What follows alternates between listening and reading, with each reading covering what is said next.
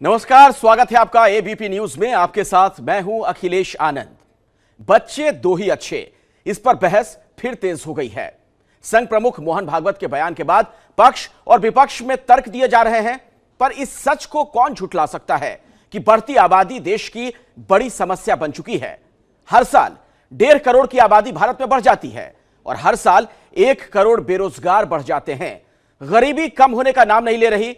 एक रिपोर्ट के मुताबिक 2027 तक भारत आबादी में नंबर 1 पर पहुंच जाएगा। सवाल यह है कि क्या ऐसे में सिर्फ कानून का सहारा बचा है?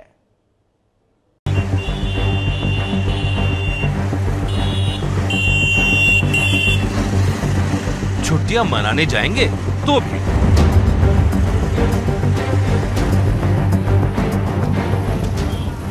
रेल में जाएंगे तो भी, इंटरव्यू देने जाएंगे तो भी, अस्पताल से लेकर अदालत तक और समुद्र से लेकर पहाड़ तक, जहां जाएंगे वहां आपको भीड़ ही भीड़ नजर आएगी।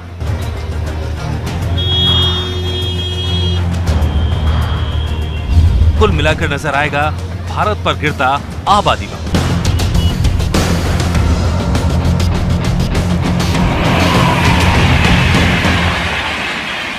आज की तारीख में आबादी के मामले में भारत दुनिया का दूसरा देश है। करीब 137 करोड़ की आबादी हो चुकी है। यही वजह है कि इस आबादी का बोझ हर जगह दिखाई देता है। जरूरी सेवाएं भी इस बोझ के नीचे दबी नजर आती हैं। बड़े शहरों में तो इस बोझ की बानगी हम हर जगह देख सकते हैं। सिर्फ 8 साल लगेंगे, भारत आबादी के मामले में चीन को पीछे छोड़ते हुए दुनिया का नंबर 1 देश बन जाएगा।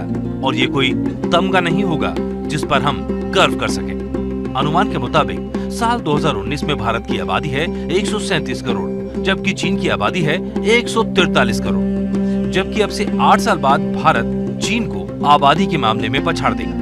समस्या तो है, बहुत बड़ी समस्या है। अगर पॉपुलेशन में नंबर 1 हो जाएगा इंडिया तो बहुत बड़ी समस्या है। तो ये तो देश की सबसे बड़ी समस्या है।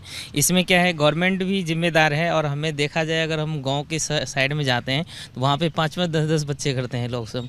वहाँ पे एजुकेशन की कमी है। देख ही रहे हैं कि अनएम्प्लॉयमेंट बहुत ज़्यादा होता है। आज के टाइम में पहले गवर्नमेंट जॉब इतनी मिल जाती थी, आज के टाइम में नहीं है, क्योंकि इसका एक पॉपुलेशन बहुत बड़ा इसका रिजल्ट हो सकता है। पॉपुलेशन के चक्कर में भी काफ़ी जॉब्स नहीं मिल पाती, क्योंकि गरीबी रेखा से नीचे हम लोग जा रहे हैं। क्योंकि पॉपुलेशन बढ़ेगा तो गरीबी ऑटोमेटिक आएगी। तो वही है कि इंडिया में 1 कपल 1 चाइल्ड चाहिए। कहने का मतलब, नहीं तो परवरिश नहीं हो पाती बच्चों को। पहले था हम दो हमारे दो, अब ये होना चाहिए हम दो हमारे एक। एजुकेशन बहुत कम, गाँवों में बहुत कम एजुकेशन है। उनके 5-5, 6-6 बच्चे होते हैं, उस हिसाब से है समस्या। ये हकीकत है कि बेटों के चक्कर में लड़कियां 4-4, 5-5 लड़कियां हो जाती है, जिससे पॉपुलेशन बहुत ज़्यादा ही बढ़ रहा है। तो इसको थोड़ा रोक करना चाहिए। नहीं, जिम्मेदार तो दोनों ही है, सरकार भी है इसमें और हम लोग भी हैं जिम्मेदार, जनता भी है। क्योंकि जनता अगर सोच बनाती है कि हम दो हमारा एक ही होना चाहिए तो शायद पॉपुलेशन में थोड़ा सा कमी होगी। रिपोर्ट ने अगले कुछ सालों की भविष्यवाणी भी की है। संयुक्त राष्ट्र के आर्थिक एवं सामाजिक मामलों के विभाग पॉपुलेशन डिवीजन ने the world population prospect 2019 highlights के नाम से रिपोर्ट पेश की है। इस रिपोर्ट के मुताबिक भारत की जनसंख्या 2050 तक 163 करोड़ हो जाएगी, जबकि चीन की आबादी होगी 140 करोड़। यानी अगले 31 साल में भारत की आबादी 27 करोड़ बढ़ जाएगी, जबकि चीन की 3 करोड़ कम हो जाएगी। यही वजह है भारत में जनसंख्या नियंत्रण पर कानून की मांग लगातार उठ रही है। हिंदू या मुसलमान हो, कोई मजहब, 2 से ज्यादा बच्चे पैदा मत करो। और फिर 2 से ज्यादा कोई पैदा करे, हम नहीं करें कि उसको मार दो, उसको बहिष्कार कर दो। हम तो इतना कह रहे हैं कि उसको राजनीति में वो कभी भी इलेक्शन नहीं लड़ सकता और वोट नहीं दे सकता। एक मतलब दूसरा, शिक्षा का अधिकार भी छीन लो, नौकरी का अधिकार जो भी सरकारी सुविधाएं दे रहे हैं, सरकारी सुविधाएं वंचित कर दो ना। अरे दो पैदा करो ना, उनके लिए लो। एक जनसंख्या के बारे में नीति हो, अभी नीति है 2.1 संतान का वो पुरस्कार करती है, लेकिन फिर एक बार देखा जाए ये सारे अंग उसमें विचारित है कि नहीं, सुविचारित है कि नहीं, अगले 50 साल तक की स्थिति की कल्पना हुई कि नहीं, और वो नीति बने और उस नीति में जो तय होता है वो सब पर समान रूप से लागू किया जाए, किसी को उसमें से छुट्टी न हो।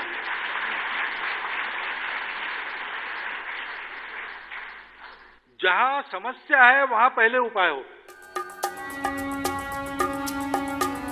सिर्फ बाहर के लोग ही नहीं, सरकार में बैठे मंत्री भी कह रहे हैं देश में विकास के लिए जनसंख्या पर नियंत्रण बेहद जरूरी है। जो लोग पढ़े लिखे हैं सामान्यतः वो 2 बच्चे पैदा करते हैं, किसी भी जमात के हो, तो पढ़ाई के साथ इसका सीधा असर होता है। लेकिन इंसेंटिव और डिसइंसेंटिव, बहुत जगह आप मुखिया नहीं बनेंगे अगर आपके पास 2 बच्चे से अधिक बच्चे हैं, है ना। तो ये दोनों प्रकार से चलना पड़ेगा। और हमारे समाज के जो विभिन्न प्रकार के धार्मिक गुरु हैं उनको भी समझाना पड़ेगा। इसे धर्म के चश्मे से नहीं देखना चाहिए, इसे वोट के चश्मे से नहीं देखना चाहिए, इसे राजनीति के चश्मे से नहीं देखना चाहिए। जो विकास के समर्थक हैं उन्हें विकास के चश्मे से देखना चाहिए। और विकास और सामाजिक समरसता दोनों के लिए ये बाधक है। जो लोग विकास चाहते हैं, सामाजिक समरसता चाहते हैं, उनको समर्थन करना पड़ेगा। लेकिन बार बार जनसंख्या नियंत्रण की बहस धर्म पर आकर अटक जाती है। इस बहस के लिए आंकड़े भी पेश किए जाते हैं। हिंदुओं की जनसंख्या की वृद्धि दर साल 2001 से 11 के बीच 17.7% रही, जबकि मुस्लिमों की 24.6%। यही बहस का मुद्दा बना हुआ है। अज्ञानता जहाँ पे है, अशिक्षा जहाँ पे है, वहाँ पे बढ़ते जा रहे हैं, वहाँ पे वो कर रहा है। तो इसलिए बच्चे की तो ये तो उससे उन बच्चों के लिए और माँ बाप के लिए, दोनों के लिए सहूलियत है और समाज के लिए सहूलियत है, राष्ट्र के लिए सहूलियत है। अगर हम नहीं सुधरेंगे, अगर हम नहीं कंट्रोल होंगे, अगर समाज कंट्रोल नहीं होगा, तो निश्चित रूप से वो अपनी ही नुकसान कर रहा है। अहम ब्रह्मास्मि से अहम भस्मामि की तरफ जा रहा है, खुद अपने आप को खा रहा है। अब ये तो सरकार का काम है कि उसे कैसे कदम उठाने हैं। सरकार जो चला रहे हैं उनको बेहतर मालूम है कि कैसे कदम उठाने हैं। आपको मालूम है कि पिछले साल कुछ लोगों ने कहा था कि हिंदू लोगों को 10 बच्चे पैदा करने चाहिए, किसी ने कहा था 5 बच्चे पैदा करने चाहिए। तो हमने तो कभी नहीं कहा कि कितने बच्चे पैदा करने चाहिए। जो लोग ये कहते हैं कि ज़्यादा बच्चे पैदा करने चाहिए, आप उन्हीं से कहिए कि कम बच्चे पैदा करो। ये तो सरकार का काम है। बहरहाल मुसलमानों ने हमेशा सरकार के कानून का साथ दिया है और हमें उम्मीद है कि सरकार भी वही सोचेगी जो भारत के जो आवाम के लिए बेहतर होगा। हकीकत यह है कि जनसंख्या लगातार बढ़ रही है।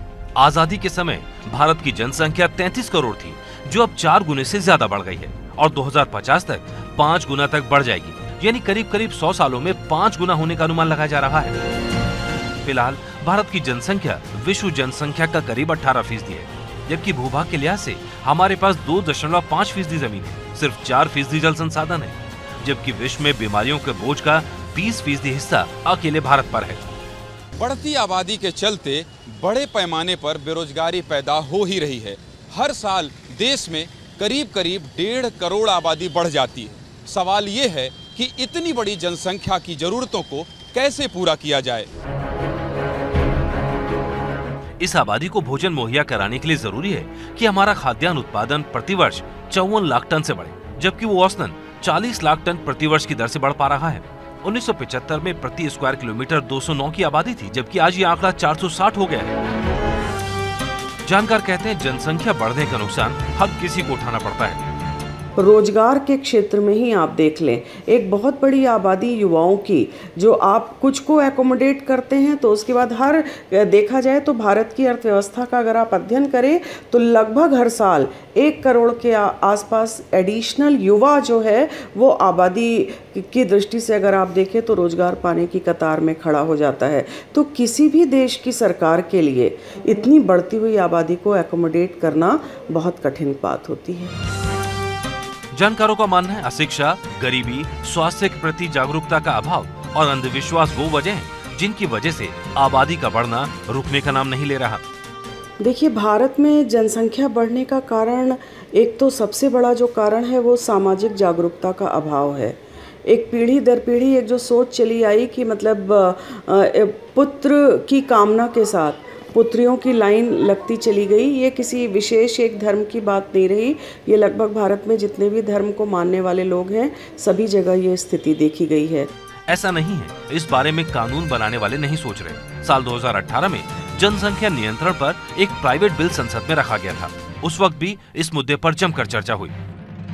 राजनीतिक नहीं, सामाजिक, सांस्कृतिक, शैक्षणिक, आर्थिक आधार को आप समाज में लाने का प्रयास कीजिए, आम लोगों के बीच उसको लाइए।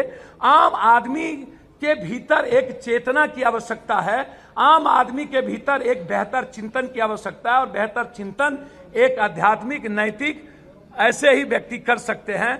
इकोनॉमी को मैंने पहले इसलिए जोड़ा था कि आप बगैर इकोनॉमी के खैरात बांट करके आप जनसंख्या कम करने की बात नहीं कर सकते। 2 बच्चों से ज्यादा यदि किसी परिवार के होते हैं तो उन लोगों को सरकारी सुविधाएं ना मिले, उन्हें हर स्तर पर, केवल पंचायत लेवल पे ही नहीं लेकिन हर स्तर पर MP और MLA का भी एक डेट तय की जा सकती है कि इस डेट ऑनवर्ड्स जिनके 2 बच्चों से अधिक हों, ताकि ये ना हो कि कोई गर्भवती महिला हो और वो उस पे इसका नेगेटिव इम्पैक्ट हो जाए।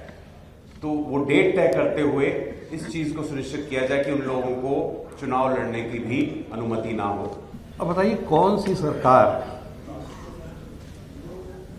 कौन सा प्रशासन, कौन सा शासन, कौन सा बुद्धिजीवी वर्ग 25 साल में अगर 25 करोड़ जनसंख्या बढ़ती है और दूसरे 25 सालों में 39 करोड़ 2 बार हम बढ़े हैं, कहां से कोई व्यवस्था करने? अगर आबादी इतनी ना होती तो शायद एम्स के 12 के 10,000 आदमी की भीड़ ना होती। तो कहीं ना कहीं मूल समस्या में आबादी तो है, हमें मानना पड़ेगा, हमें स्वीकार करना पड़ेगा। हम बिल्ली और कबूतर वाला खेल नहीं खेल सकते कि कबूतर है, बिल्ली देख ली, आंख बंद कर ली कि बिल्ली मुझे नहीं खाएगी। बिल्ली तो खाएगी, ये आबादी इस देश को खाएगी, निश्चित रूप से खाएगी। ऐसा नहीं कि बदलाव नहीं आया, पर उतना नहीं आया जितना जरूरी था। जैसे आंकड़ों के मुताबिक 1969 में प्रति महिला प्रजनन दर 5.6 थी, जो 1994 में घटकर 3.7 हुई और 2019 में घटकर 2.3। लेकिन इसके साथ ही भारत में औसत उम्र बढ़ गई। 1969 में औसत उम्र सिर्फ 47 साल थी, जो 1994 में 60 साल हुई और 2019 में 69 साल। इसके साथ ही शिशु मृत्यु दर में भी कमी आई। जैसे 1994 में प्रति लाख शिशु मृत्यु दर 488 थी, जो 2015 में घटकर 174 रह गई। अब इसे इस तरह समझें, बच्चे पैदा करने की दर में कमी आई, लेकिन शिशु मृत्यु दर और औसत उम्र बढ़ने से आबादी बढ़ती गई। इसे जन्म दर और मृत्यु दर के हिसाब से देखें तो 1960 में मृत्यु दर 22.42 थी, जबकि 2016 तक मृत्यु दर हो गई 7.31। 1960 में जन्म दर थी 41.86, जबकि 2016 में जन्म दर हो गई 19.01।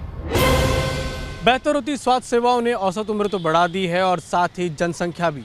ऐसे में सवाल उठता है कि क्या जनसंख्या को लगाम लगाने के लिए सख्त कानूनों का सहारा लेना होगा? इस पर कहीं ना कहीं लोगों को सेंसिटाइज करने की ज़रूरत है, क्योंकि इस तरह का कानून जैसे ही आएगा अपने अस्तित्व में, कानून आने के पहले जो चर्चा प्रारंभ होगी तो कहीं ना कहीं उसमें धर्म को लाया जाएगा, जाति को लाया जाएगा, तमाम तरह की इस तरह की चीज़ें आएंगी और इसको अनावश्यक रूप से बड़े संकीर्ण दायरे में खींच दिया जाएगा। जबकि देश में किसी भी जाति को मानने वाले लोग हों, किसी भी धर्म को मानने वाले लोग हों, सभी के लिए ज़रूरी है कि उनकी आबादी नियंत्रित हो। 78 में चाइना का जीडीपी भारत के जीडीपी से कम था, ये तथ्य है, आप नेट पर देखें। 79 में चाइना ने कड़ा कानून लाया, चाहे 1 चाइल्ड पॉलिसी जो भी हो, चाइना ने लाया। और आज चाइना 50 साल में 60 करोड़ आबादी को रोकने का काम किया, जैसा एक अंदाज है। और केवल आबादी को ही नहीं रोका, भारत से जीडीपी 3 गुना अधिक हो गया। भारत में जनसंख्या विकास दर पिछले 9 साल में है करीब 1.2%, जबकि चीन की जनसंख्या विकास दर है 0.5%। सवाल यह है कि चीन ने ऐसा किया क्या?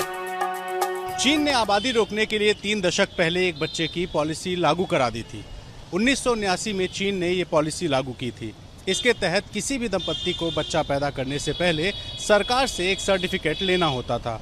अगर बच्चे के पैदाइश के वक्त ये सर्टिफिकेट दंपत्ति के पास नहीं है तो अस्पताल बच्चे को जन्म प्रमाण पत्र जारी नहीं करता था। यानी बच्चा पैदा तो होगा लेकिन उसके पास नागरिकता का कोई अधिकार नहीं रह जाएगा। घर में किसी अनरजिस्टर्ड बच्चे का जन्म ना हो, इसके लिए पड़ोसी को रिपोर्ट करने की जिम्मेदारी दी गई। अब कुछ इसी तरह की नीतियों और जागरूकता बढ़ाने की बात देश में कही जा रही है। सरकारों की जहाँ तक बात है, सरकार को इमीडिएट इस मुद्दे पर ध्यान देना चाहिए। मुझे तो लगता है कि वक्त आ गया है जब एक बिल आना चाहिए लोकसभा में, वो पास होना चाहिए और 2 बच्चे का कानून लागू होना चाहिए। पर इस पर अभी मुझे व्यापक चर्चा का अभाव दिखता है। एक सच ये भी है कि आबादी बढ़ने की दर पहले के मुकाबले कम हुई। जैसे साल 1975 में भारत की आबादी 2.34% प्रति वर्ष बढ़ रही थी। उस साल आबादी बढ़ी थी 1 करोड़ 35 लाख। 2018 में आबादी बढ़ने की दर थी 1.11%, जबकि आबादी बढ़ी करीब 1 करोड़ 48 लाख। संयुक्त राष्ट्र का अनुमान है कि 2060 में आंकड़ा बदलेगा और उसके बाद से भारत की आबादी कम होनी शुरू हो जाएगी। लेकिन क्या भारत को 2060 का इंतजार करना चाहिए या कुछ ऐसे कदम उठाने चाहिए जिससे ये बदलाव 2060 से पहले आए? अशिक्षा, धार्मिक तर्क, गरीबी, जागरूकता की कमी ऐसे मुद्दे हैं जो जनसंख्या में विस्फोट को आगे बढ़ा सकते हैं और देश के विकास को और नीचे खींचने का काम कर सकते हैं।